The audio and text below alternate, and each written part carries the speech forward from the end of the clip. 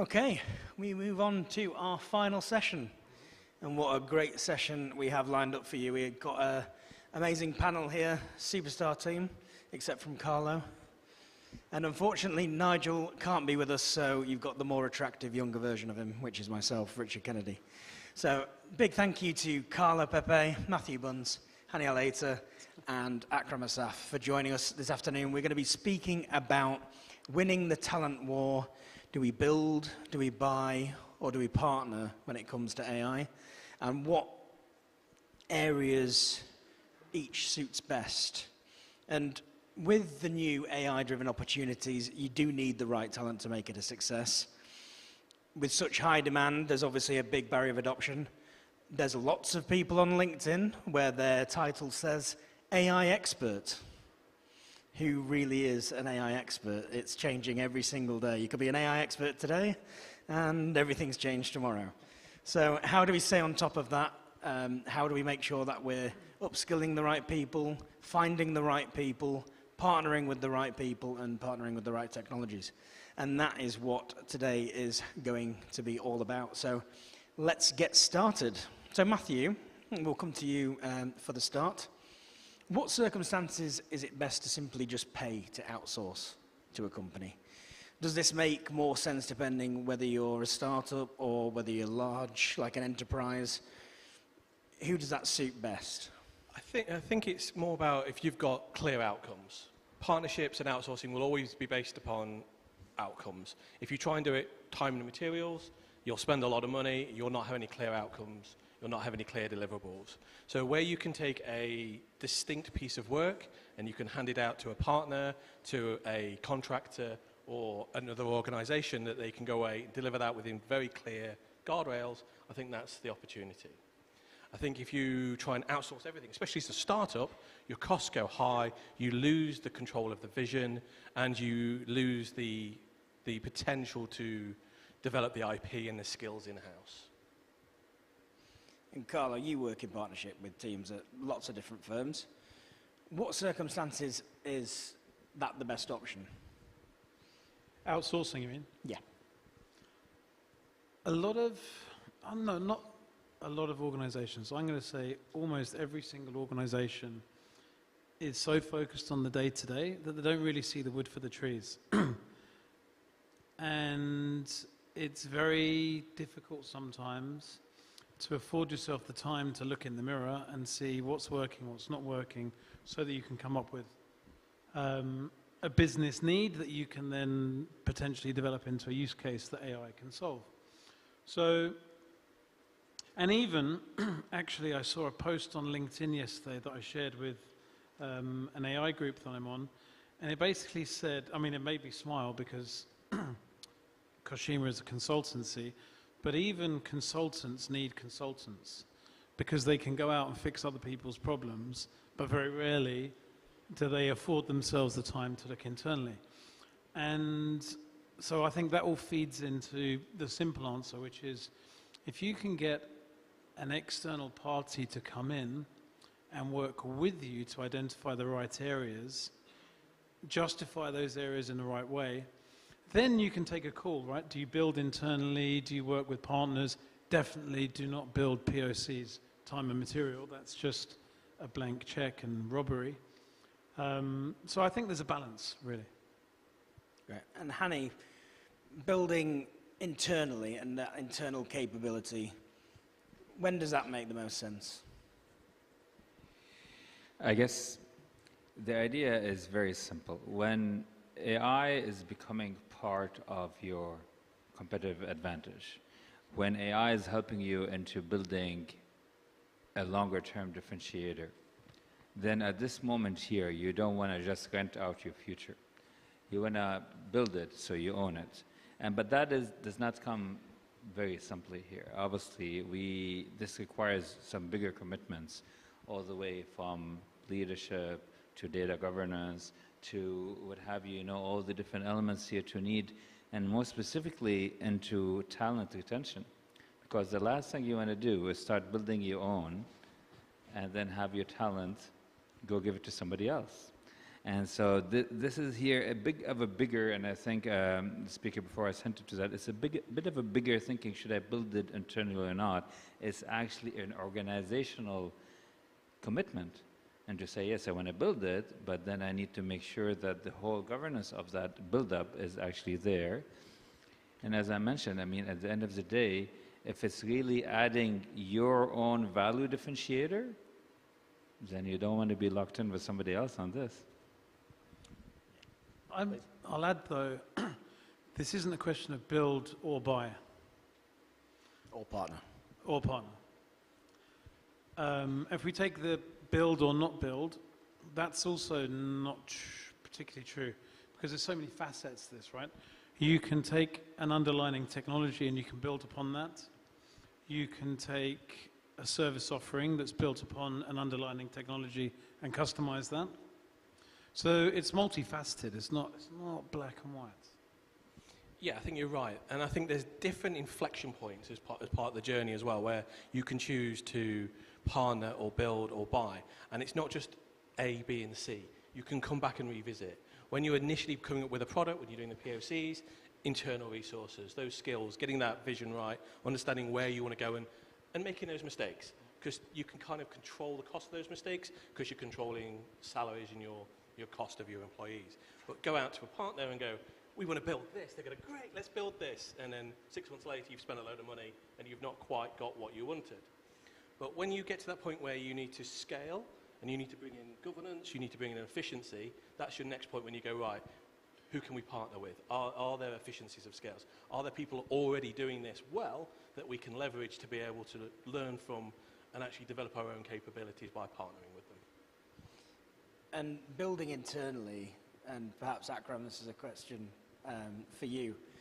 When looking to build internally and the demand is outstripping the actual supply of talent in the market, what would be your thoughts on that and how companies can avoid struggling with that sort of issue? Sure thing. So I believe the first thing we should understand is exactly what kind of talent you would like to employ for what kind of a problem within the AI spectrum. So ultimately, the demand is not always for foundational kind of AI expertise. It might be for the orchestration layer, or it might be on the business layer, where you would need someone who understands the business and able to identify the certain processes or activities where AI would benefit, where you benefit most out of employing AI with that. And each one of them had a completely different complexity in terms of supply and demand. Ultimately, the more foundational one, it's quite difficult for different reasons. And it can be, it can be even extremely difficult for specific type of businesses. So a small business to a medium business might have a situation where they have an employer brand that is not attractive enough. They're resource constrained. The talent or the specialized talent would understand that this organization might not have the career progression which I have. They might not have even the resources where I can manifest my expertise in the best possible way. Again, to what Hani had mentioned, there might be a lot of dimensions beyond than just basically the technical part of it. There could be legal, governance, operational. All of those elements are important to fill the gap with from a talent perspective, and there could be some of them easier than others. That's the current situation. Markets are responding quickly. Markets are fluid. People would learn, rescale. Organizations are doing this day in, day out. And what I've seen so far is that a lot of organizations, AI is infiltrating inside of the organization, but it's not really gaining those efficiencies up to the business itself. I'm doing my job in an easier manner, but I'm not really propagating those efficiencies back to the organization if there's no proper orchestration of that technology employment within a specific organization. Yeah, and I think when you're growing as an organization, you're first moving into using AI, there's a fundamental lack of understanding of the roles that AI will cover. Like, you see companies going out and spending very high salaries on data scientists, who are then being brought in to be able to build simple RAG pipelines or to be able to bring in governance, and they're the completely wrong people for the job. Because the organizations don't understand what a data scientist does versus somebody like a prompt engineer. And I think there needs to be some more education within the industry about what these roles are, how you use them, and at what stage you bring those roles in as well. I think just to add on this is, rightly said between the two of you here, is that there's a big lack of understanding sometimes into what do you want out of AI. And there's a hype into we need AI, and or our kind of like shareholders are asking for that and so on. But at the end of the day, is AI part of your product, or is it just a byproduct to help you better sell your product? So there's two different things here that we need to look at. Is it operational, or is it a core for you? And then when it's a core for you, this is here where we can agree that it will need a bit more internalization, because otherwise you're losing that, again here, that future proofing for yourself. When we're talking about retaining talent that we were just discussing, when does that become about liability and retention liability, and how can you mitigate that risk? I'm open to anybody to jump in on this. I think we've seen the cycles of this before. We've seen it with cloud, where cloud wasn't a thing. We started skilling people up. The hyperscalers started grabbing those expertise. We saw it with sort of infrastructure, high-performance compute. We've gone through this cycle each time. You have to skill up people. You can't keep them locked in. You can't use contracts to say, well, we're going to train you, but if you leave, we're going to claw all this money back. You've got to give them a reason to stay that isn't a pair of handcuffs. It needs to be, they need to be engaged in the projects that they're doing. There needs to be some kind of reason that makes them want to come back and keep doing it. Do you offer them shared things in, like patents, for example? I've seen great sort of, with Dell, that if you're part of an engineering team that develops a patent, you're named on the patent. You're not just the lead scientist who gets to do it. So that's a great way of building that kind of engagement that you need when you're working in new technology, high skills that are particularly in demand. Yes, there's going to be an element that's always going to be driven about how much money they're going to make. And that's probably not the kind of person you want in your organization. You want the people that are bought into the vision, bought into what the company can do. And if you can't get that across to somebody, you need to look internally and understand, why are we getting that wrong? Why are we not able to sell our vision into our employees? Why are we not able to keep them? And why do they want to quickly exit for the next 10,000 dirham? I would say this is not a forever problem, though.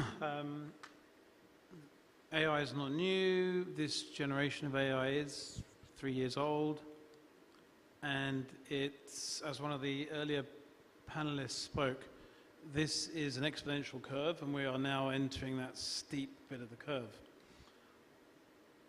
When this evolves a bit more, what we're going to find is that some of these roles, like prompt engineering, I mean, prompt engineering was the big thing, right? Everyone needed to be a prompt engineer. But what's going to happen, in my opinion, is that the software vendors, even if the CEO of Microsoft says software is dying, I think these guys are going to get ahead of the game. They're going to bake generative AI into their software.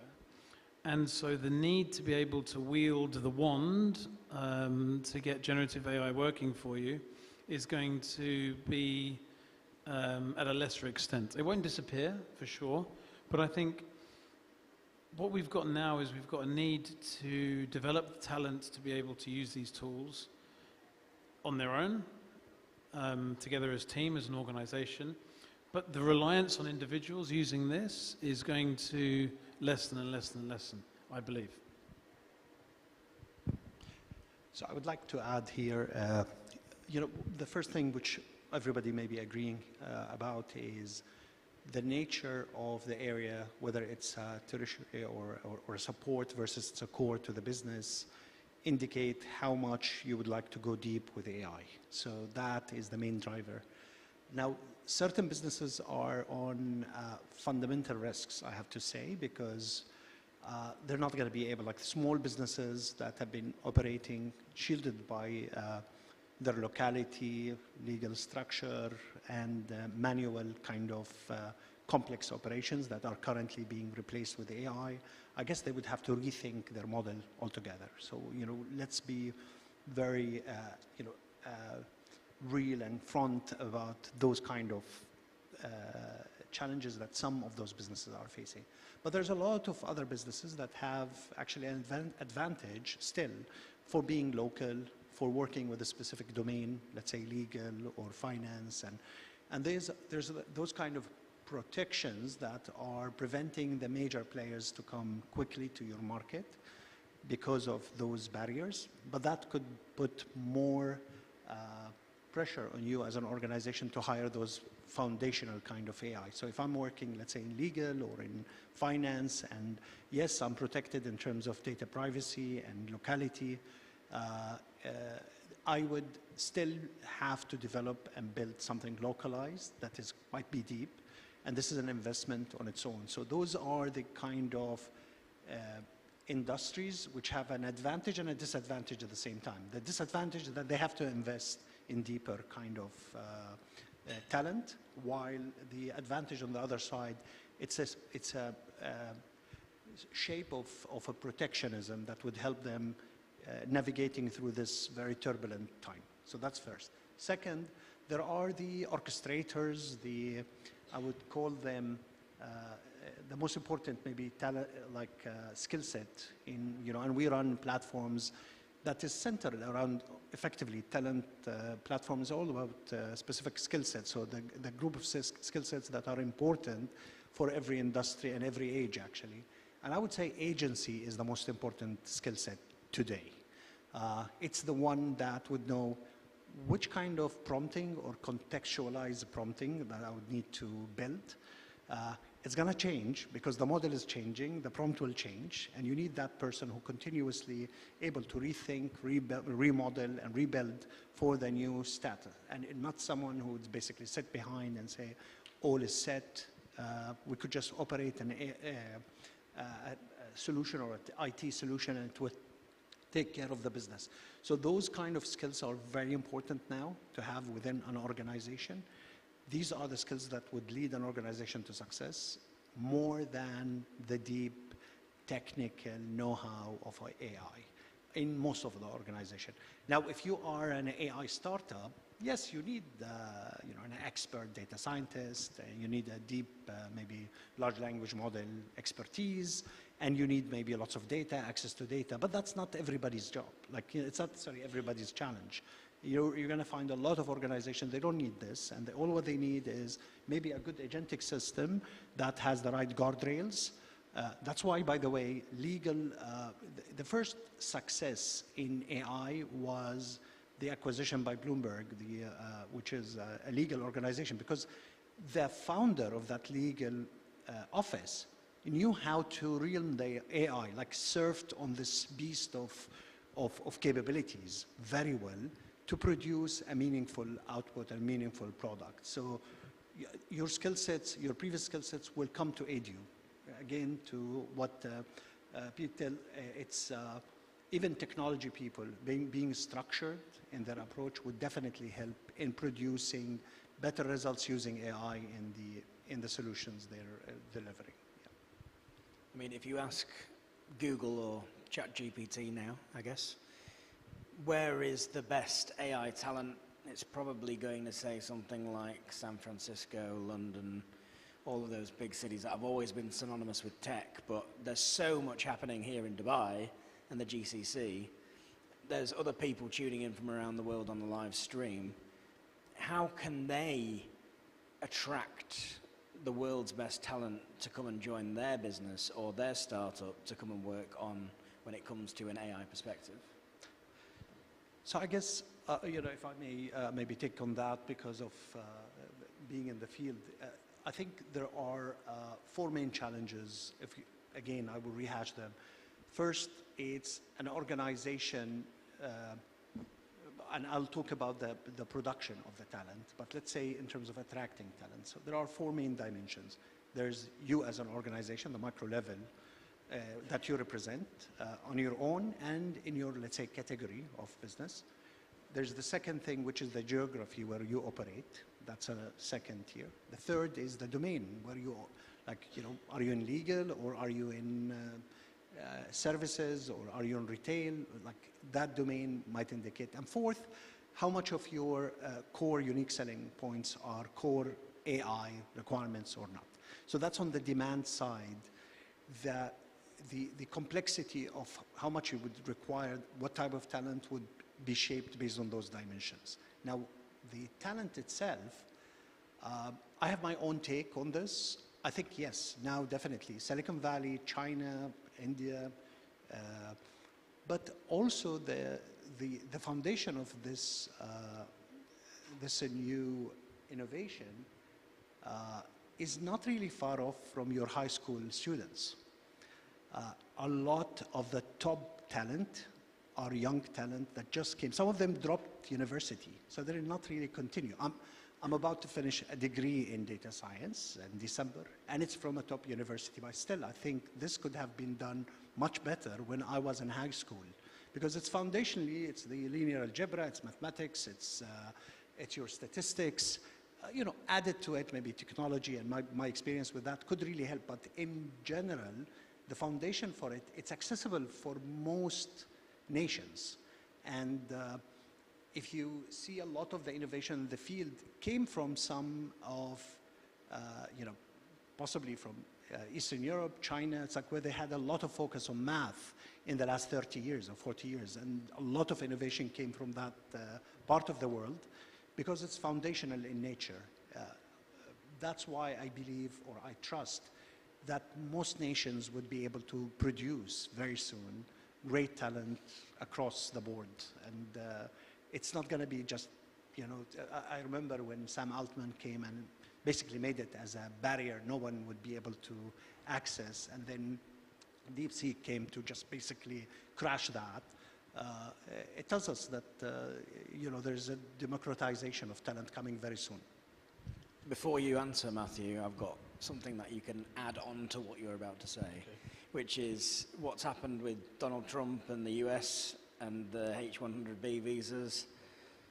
You know, all of those people who, if their company aren't willing to pay that tariff for them to go and work there, how can countries like Dubai, not countries, cities like Dubai and the UAE, capitalize on grabbing that talent and saying, hey, because obviously the UAE is such a welcoming place, it is the melting pot of the world, there's all sorts of cultures working hand in hand here, and it is definitely somewhere where the doors have been flung open and said, hey, if you have skills, we want you, we need you, come join us. How can they capitalize on that? And you can also add in your point that you were going to make before. I was going to say, we are at a very unique point here. This kind of event hasn't happened before. We've now got two opportunities. We've got an opportunity to grow companies within the region. We've got an attractive tax infrastructure. We've got incubators. We've got government buy-in that AI is the next step. So we are a very healthy environment for AI companies to start in. And I think as companies in the US especially realize that they can't bring in talent, they're going to look at moving outside of the US. They're going to look at more tax-efficient countries, and the UAE is uniquely positioned for that. On the other side of that as well, you've now got talent in the market that wasn't there before. They can't be employed, the costs are not there, they don't want to move to the US because the uncertainty is there. You can come to the UAE and get a 10-year visa based upon AI skills. You can't do that in the US. So if you've got families, if you want to sort of grow and have a life in another country, then the US is no longer attractive for that top tier of talent. You're seeing AI startups coming out of countries that 5 years ago even, you wouldn't have thought about it. You're seeing them coming out of China, out of India, out of Eastern Europe, out of the UAE, out of Saudi, that you would have never have seen these kind of companies coming out, but they are now coming and they are raising billions and billions of dollars of investments because people are shifting away from the US because of obviously what they're doing from a government point of view, from an investment point of view, and a stability point of view. And we need to capitalize on that now because we're going to have a very short window before another country realizes that they can actually be the place where all this talent, all these companies land. Building upon what you're saying here, I see it in a hybrid approach between the two opinions here, because with a massive demand of AI, with the continuous change that we see in AI, I don't believe personally in importation of AI talent as is the key for success. It could be part of it, but definitely how can we best grow the talent internally in the region is what was going to define the competitive advantage here, is what's going to really help our companies here, our region, our countries into becoming more advantaged. And it's not that it hasn't started. We see it very clearly here in the ecosystems that are being built. It's a co-creation model here between the academia, the startups, the industries themselves here, into working together, into being able to nourish that AI knowledge, to nourish the AI creation, innovation, and by de facto that will actually attract also. So when AI talent and the Silicon Valley and Shenzhen and what have you start to see this ecosystem for innovation hubs happening in this region, they want to be part of it. And why? Is because AI talent, and I think you hinted to it, is not only about just doing the work, it's about how can they contribute to something bigger now, and with an ecosystem being built around that can support you from all aspects, including sandboxes and what have you, and legislations and all what you mentioned here, then this is here what will help in the two factors here, getting people from outside and more so building internally and growing that aspect. Yeah, I think partnering with the schools and the universities are going to be a very important thing over the coming years. They also need to pivot as well to find the right skill sets. They need to be, they can't train people on the skills we need today. They need to train people on the skills that they're going to need in 2, 3, 4 years' time. You saw maybe a couple of years ago there was a pivot towards everybody needs to be a programmer. Now, we don't need programmers. We've got AI that can do this.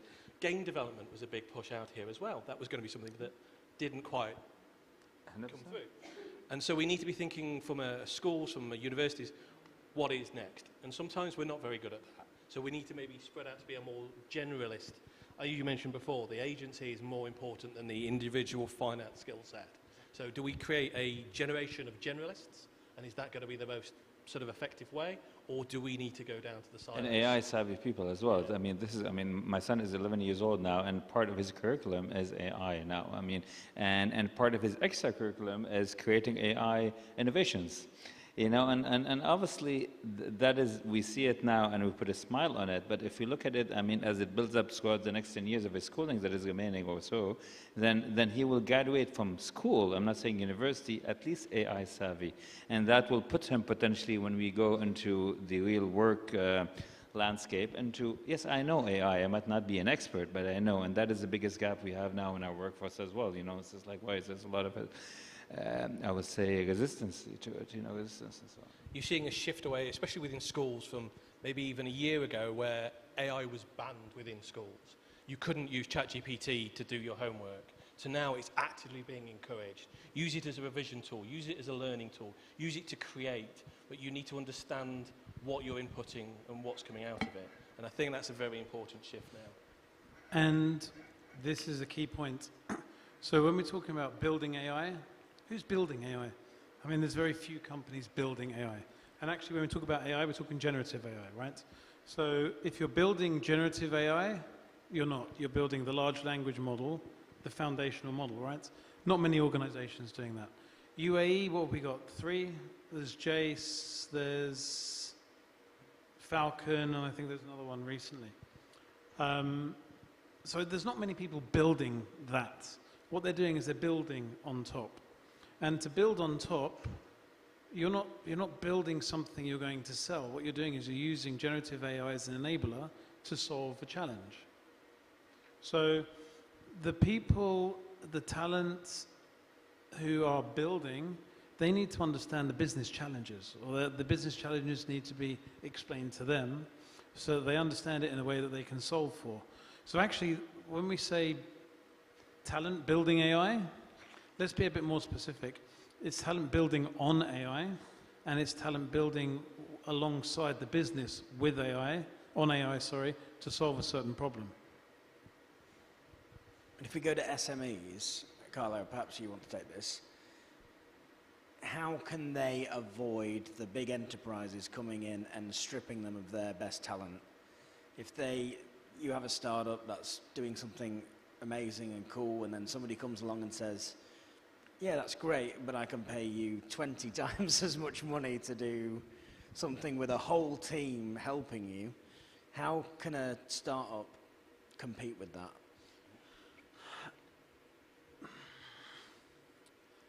So there's an example of this, actually. Sam Altman just hired, was it 22-year-old, 24-year-old, for multi-million dollars? A ridiculous amount, wasn't it? Like 100 and... I guess maybe you're referring to Zuckerberg, just Alex Wang for $14 billion. Oh, is it? There you go. Zuckerberg, Acqui-hire, sorry, yeah. yeah. There's so many of them. How do you do that? Well, this is not a technology question. This is a business thing. What do? You give them equity. You make it more interesting for them. You give them great working conditions. You give them a slice of the action, really. But a small startup, what the small startup has that a large enterprise doesn't is most probably the fire. You know, that burning desire in the organization that we're on a mission. So if you can get talent to buy into that mission, then maybe a Dell, a HP, maybe not an OpenAI, because I reckon that's like gravity pulling people in, isn't it? But large organizations, these large enterprises, they're big, heavy, slow. They're like, trying to move a big tanker when you're trying to be agile and flexible. So you need to get buy-in from that individual in the mission that you're on. Yeah, I mean, I would put the question the other way around. I think they don't want to leave the SMEs to go to the big corporates. Regardless of how lucrative, if you look at the new generation now and their demand for agility, the demand for speed, scalability, that is not necessarily set by the elephants, that are moving or might be moving a bit actually slower on that. So the idea is, how can the bigger companies transform themselves to better attract? So it's not that they are now currently in a position to be able to attract them very easily, for the reasons that I mentioned here. So the transformation aspect, and that goes back into the ecosystem example I mentioned, is how can they maybe partner or be part of their own creation of their own ecosystem with the bigger organization, so they can be able to harvest people from academia first, so they can harvest the innovators first, but not necessarily just take them out of companies. It'll be hard. They need to bring them from the beginning if they want to harvest that. Yeah. I've been out of corporate employment now for 4 years, after 22 years of corporate employment. The idea of going back into corporate now fills me with dread. I mean, this is not on the roadmap. This is not going to happen.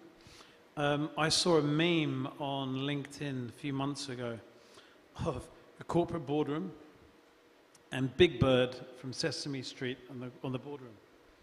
And Big Bird had this face on, and the caption was like, a founder that's just gone back into corporate life. So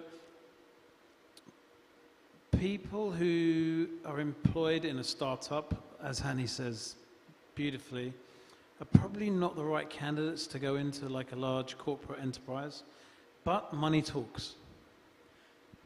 I'm probably the opposite of that. I spent 20 years in corporate. I worked for Dell, worked for VMware, worked for Amazon. I left Amazon 3 years ago and went to work for startups. June this year, I went back to a corporate with 44,000 global employees. But the reason I went back is because the team I'm in, the unit I'm in, is a startup. It is not part of... So you didn't go to a corporate? No, I went to a startup inside a corporate, and that's the attitude they're having now. They're innovating, they're an incubator inside an organization that is pivoting their entire business to AI-centric. And so they are building from these small teams, these small pods, out to grow into the organization, into their pillars that were part of that. And that's what interested me. So I've left AWS on a significantly higher salary than I'm on now, but the work interests me. I'm waking up every day going, great, what can we do? I'm checking my email. I'm not looking in the meeting going, God, what have I got to do with today? It's a, what am I going to do today? What can we do today? It's a very different shift, and that's what you need to be able to have that, maintain that talent. So in answer to my original question, it's do exactly what Globant did and create a startup inside of a big corporate. Exactly. Thank you. So we've got about 15 minutes left, so I just want to do a quick rapid fire of when it's best to build, when it would be best to buy, and when it would be best to partner when it comes to AI. So just an example of a company that may be doing something and which phase that would fit. So Carlo, if you want to take build. I'm going to take the easy one. Okay. To give you the more spicy ones. If you are an organization in a highly regulated industry, then you're going to consider building, for sure. Not only that, but you might buy in a certain way. And I'm talking about infrastructure as well as talent. But you might buy like a generative AI in a box, such as Dell sell the AI factory, is it? Yeah.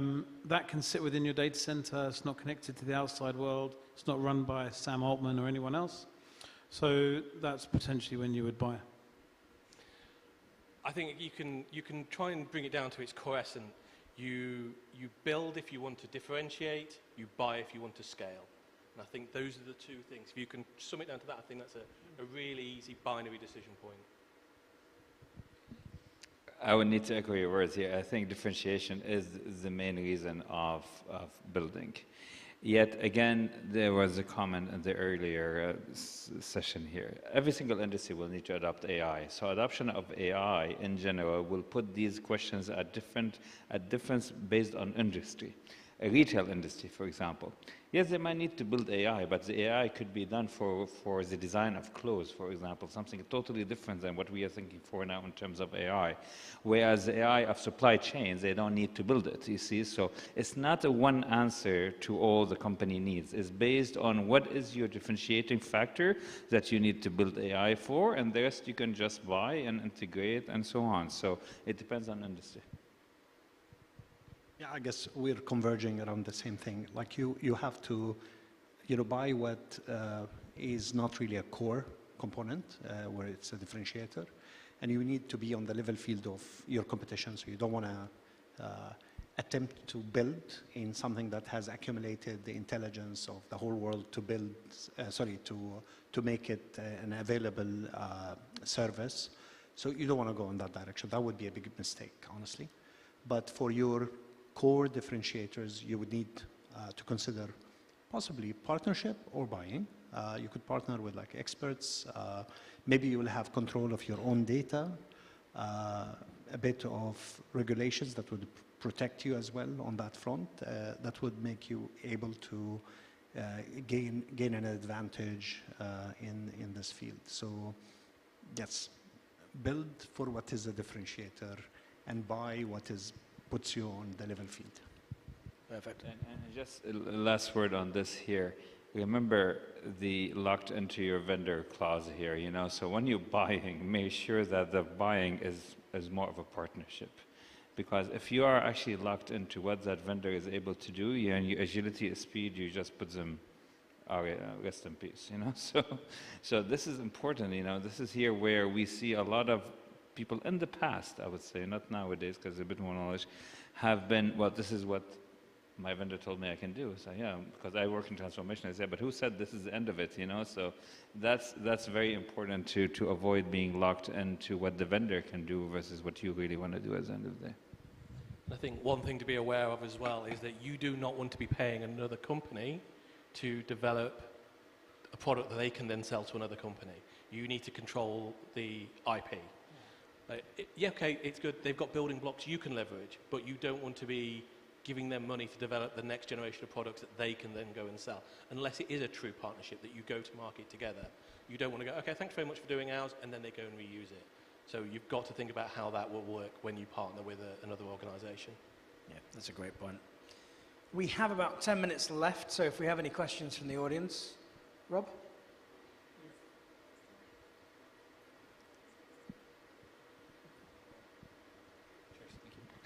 Thank you, gents. Great panel. I want to go back to AI literacy piece that you were talking about earlier on, and there was an example given around a company bringing in data scientists and then having them do some very simple RAG workflows, right?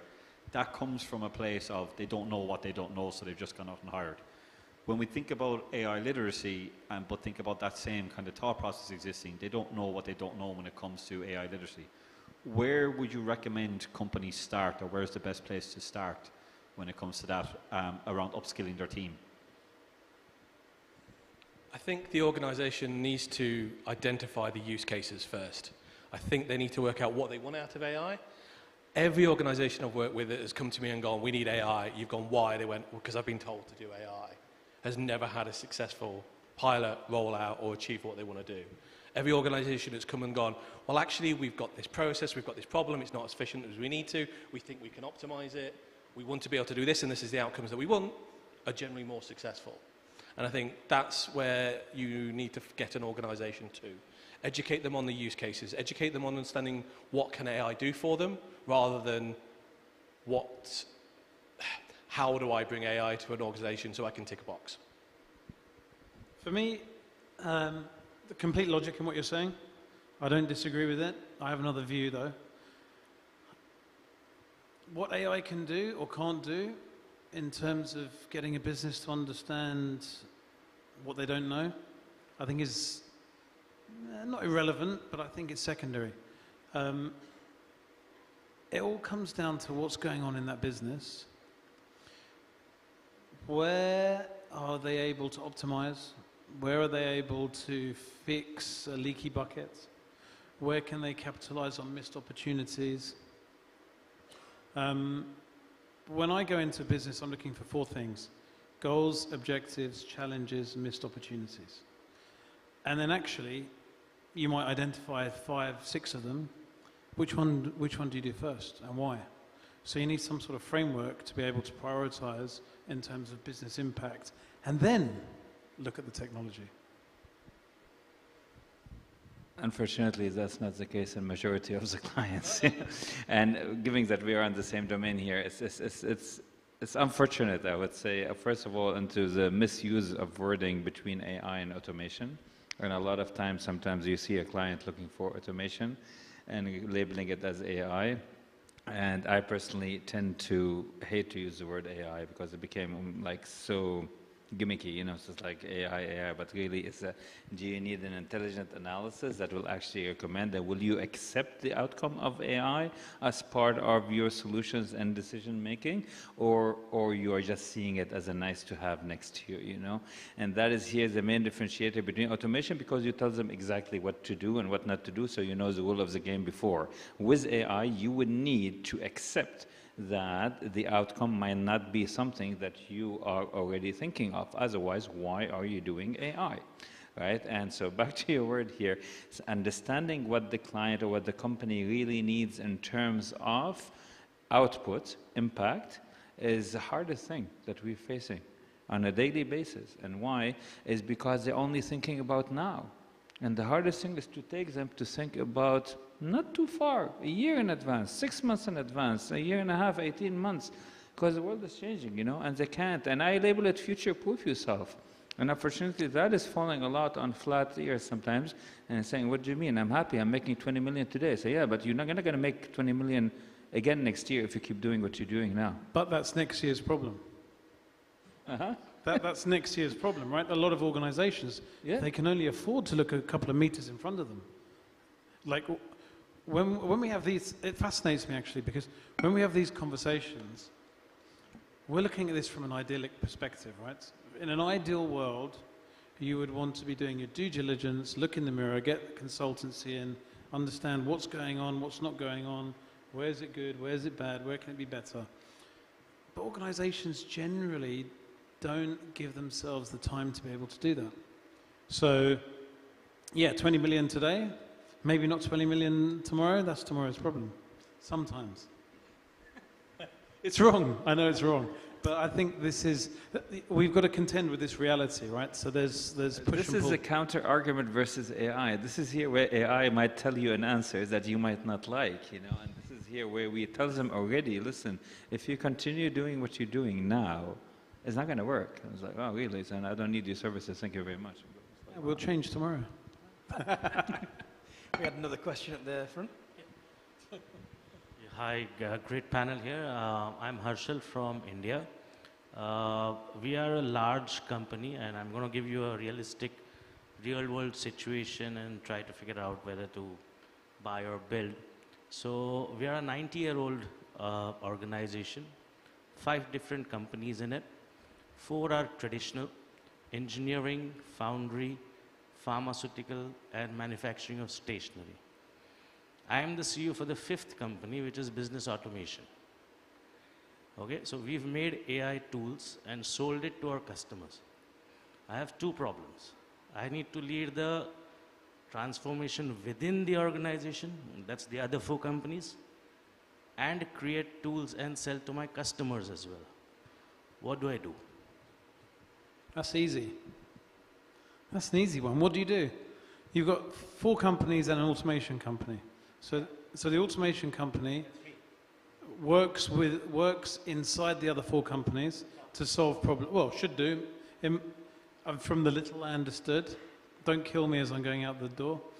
You've got 4 companies and 1 automation company, all in the same group. That automation company should act as an internal company to automate the other 4 companies, and then where you've got successes, you productize that, get it out in the market. Yeah, you should be asking the CTO, the CFO, the CEO of those other 4 companies, what keeps you up at night? What is it that you are worried about? What is it that you don't think you can do? And that is the thing that you should be using the automation company to focus on inside that organization. So should I build talent, buy talent for the internal use and for the external use? Because for external selling of the solutions, it's wide. We're working with BFSI sector, so the opportunities are huge. Internally is all operations, finance, legal, sales, supply chain kind of use cases. Should I buy talent? Should I build talent? What should be done?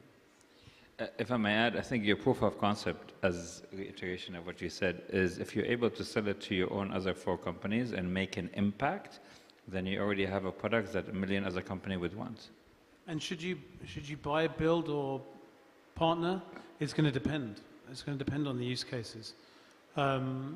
And it's going to depend on the business circumstances around those use cases. And quite often, you will have a combination of the 3. You will bring in some talent who can be augmented by partners, and you might buy some capabilities that you build on top of. It's not the answer you want to hear, but it depends, and it can be a mixture. I was waiting for the consultancy, it depends answer. We've managed to get to the end of the panel without using that one, but yeah, it is very much, it depends. It's got to be right for your organization. In the 30 seconds of the quick overview that you gave us, we could give you a lot of different answers, but you need to know the organization itself. You need to deep dive into it. Understand where you've got pools of talent already. Can you reskill?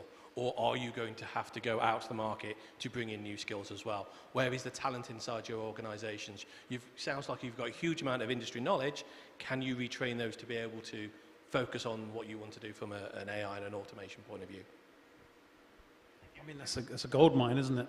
90-year-old company with 4 traditional companies, as you say, or traditional business focuses, and then an automation. I mean, that's a gold mine. I like it. You've got the hunter and the settler approach. You've got these guys that could be coming in and building the cutting edge, making your organizations more efficient and having a product to sell.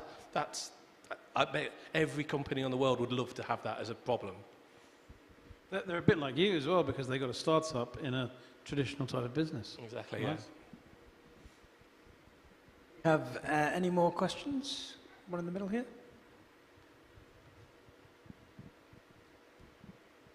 Hi, this is Govind here. Nice panel. If you look at the current situation, we have quite an amount of distribution of labor problem, or distribution of skill problem, right? So US being very conservative in terms of allowing H-1Bs, which you spoke about. Also, basically, you have the new graduates who are not able to find job in the market quite easily, right? And we have, Akram mentioned about business layer, right? So lots of people who have experience in the business, There are quite an amount of good skills basically which they can use to use AI. How do you see basically this evolving in terms of near-term solution and from long-term perspective? Yeah. If I may just rehash that question again.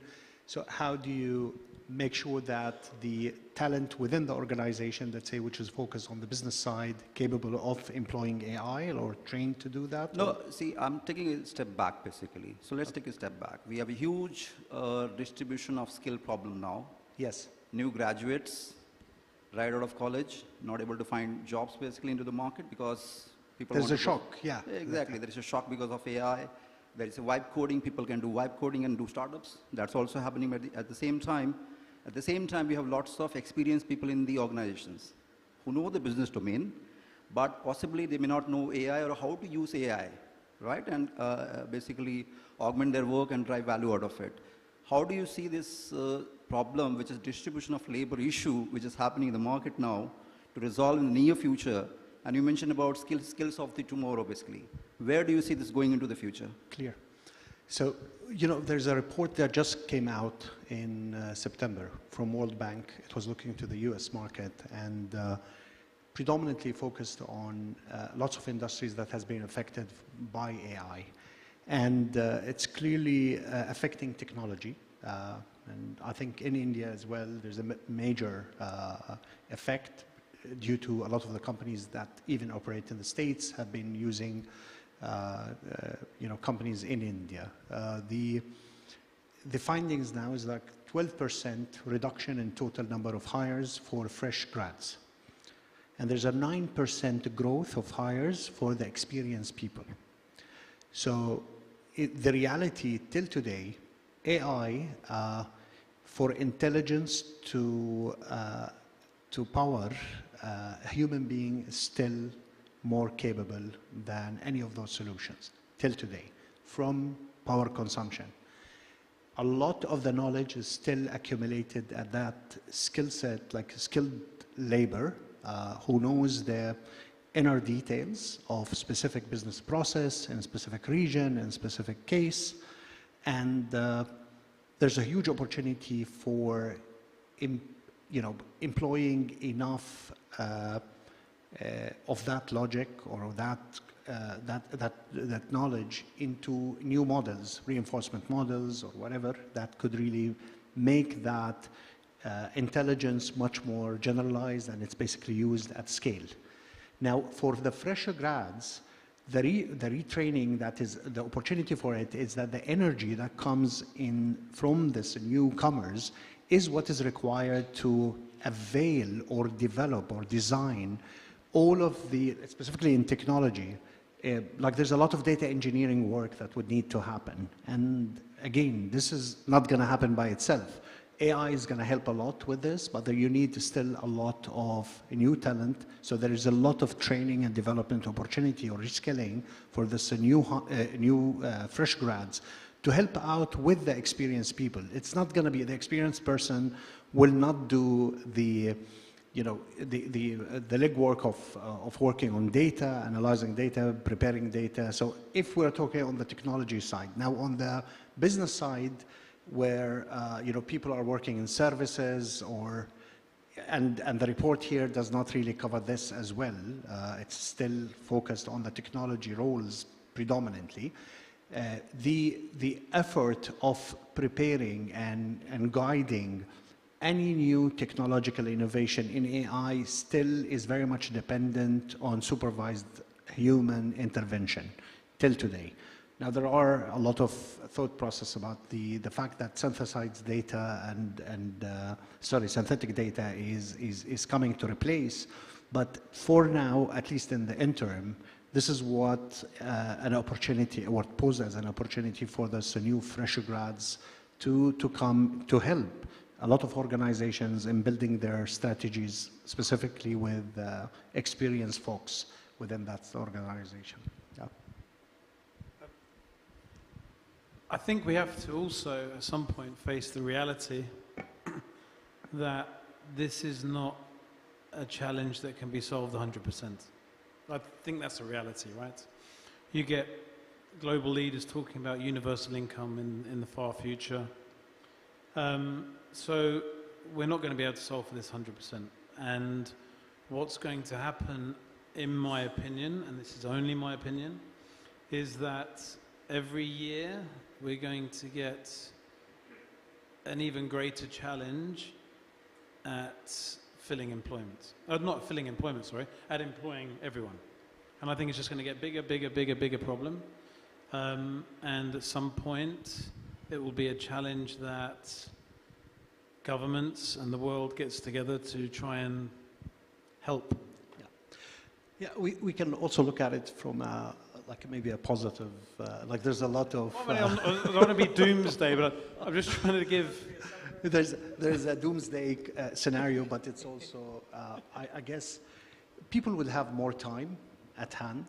So, you know, I've just heard about the possibility of entertainment businesses becoming bigger and bigger.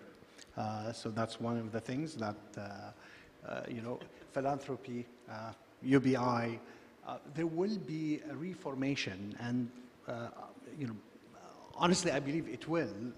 In the coming 2-3 years, new realities will manifest itself. We can look at it from you know, a very negative perspective, and yeah, definitely there will be issues. I've heard once Al Gore here in Dubai in 2016 saying, you think ISIS is a problem? The real problem, you have 2 billion people educated, connected, and they don't have jobs. So that would be a real issue. Just building upon this, having worked on the Future of Work project with the Dubai Future Foundation here, we had a few laughs here. Human invented the 9-to-5. Human invented a role that you need to sit in a role, you know, where sometimes you don't have 40 hours like a week to fill it, you know. So are things going to change? 100%. It's how agile you are that will define basically how you will be able to find the opportunities you work in. And what am I trying to say here? We're moving more into a project-oriented landscape of working versus a role. You are a programmer of something, or you are a manager of something. You know, it's going to become like project-oriented. And then what type of projects could you be able to work on? This is here what you will be slotting your time and like it's like a calendar, you know, what are you able to do this month versus next month versus 3 months. And companies alike are going to change along with that, you know, because the new generations that are coming will not accept to just sit in an office where they don't have anything to be done, you know, or they're not working on a specific kind of like project that has an end date to it, then move on. Agility, speed, and ownership is the name of how these new employees will want to work with. And this is how best to help yourself into preparing yourself for that, number one.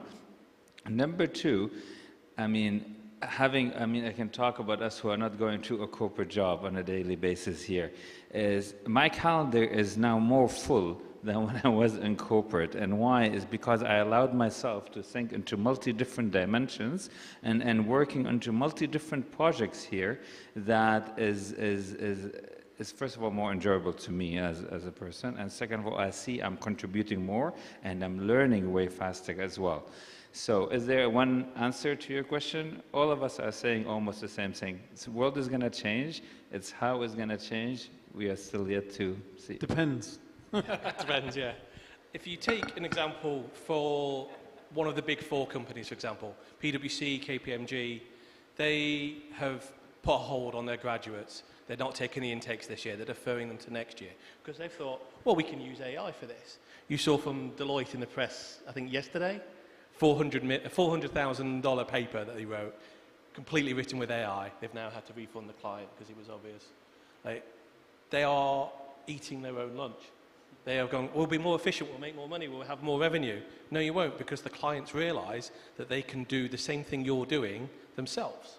So we won't see companies like PwC, KPMG, BCG exist in the same form they do now within the next 5 years. We won't see the same MBA graduates coming through because there won't be the demand for them. An MBA graduate can probably be replaced by a reasonably good AI model at the moment. Which one's going to be cheaper? Which one's going to be easier to retrain? Yes. It makes for a lousy Christmas party, though. It makes for a lousy Christmas party does, with yes. no graduates. End of service bill is a lot less, though. Yeah. I just Well, have except a, when you see your AWS bill at the end of the quarter. I just have a follow-up question on that, basically. And this is a real scenario which I can see is happening to the organizations. So people draft emails, they use AI, using the enterprise knowledge which sits into the organization, right? RAG and everything, basically, which is powering the whole process. This email goes to a person, he uses again AI to draft a response back in response to that email, basically, right? So if you see, there is a serious chance of attrition of skills where people stop using their agency. Akram, you mentioned about agency is the key skill, right? There is a chance that there is attrition of skills with respect to using your agency to come up with much more nuanced understanding of the situation and then respond to the situations, basically. Because if you look at this, AI is drafting an email on one side, other side AI is reading the email, drafting a response back and giving it back to the AI again. Basically, the cycle continues, basically. Human is just in the loop, basically, who is acting like a postman to a certain degree, I'm saying. Now, this is just initial, I will say, initial trends which I'm observing, basically. Slowly, it's taking place into the organization where more and more AI is being used. So how do you see, basically, maybe in 10 years, the skills concept, what is the actual skill that people need to have? Is it about using AI to make it much more optimized way of working? Because most of the time, this is the oversell people do keep on doing over and over, basically. Or is it basically, instead of using AI, apply their own agency, right, over the information by using AI and then basically top it up with their own original thought process which comes into the picture? Anyone who is receiving an email in their inbox and getting AI to write a reply and sending that is foolish. And any organization who permits that to happen is, I'm trying to think of polite words, is also foolish.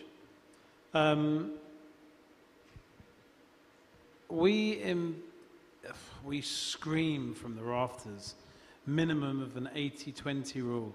Use AI to get you 80% down the task, 20% is you. We need to take accountability. So as individuals, we need to take accountability for what we're getting out, what we're sending, what we're getting out to a customer, what reports we're selling to a customer for 400,000 or whatever. So I think in that specific example, I think this is just a load of foolery going on. However, there is the dead internet theory, which is kind of similarly related to this, right? Where, what is it, like 90% of content on the internet now is AI generated, something like that? Something crazy. And also, if you're in for the earlier sessions, you would have heard of agentic AI. And so at some point, we will be having all individuals will have their own agents, and our agents will communicate to each other to get things done. So there is a reality where, or I believe, an eventuality where this happens. But if you've got anyone in your organization using AI to draft a reply and just sending it, sack them. We are sadly out of time. We have hit 15 minutes beyond when we were supposed to stop, and we do need to reset the room for the ceremony this evening. If you'd all like to give a huge round of applause for the panel, it was absolutely fantastic. Thank you all so much for giving up your time and sharing your thoughts with us today. Thank you very much. That does bring us to the end of the conference. We look forward to seeing you this evening. We are back here. We will be opening up the wall and making one large room and celebrating with everybody together. So we do have some time. The doors will be opening to seat you for dinner at 6 p.m, but you may arrive and have a drink and join us at 5:30 p.m. So thank you all so much, and we look forward to celebrating with you all tonight. A huge thank you to all of our speakers, partners and sponsors. We look forward to seeing you later. Thank you very much.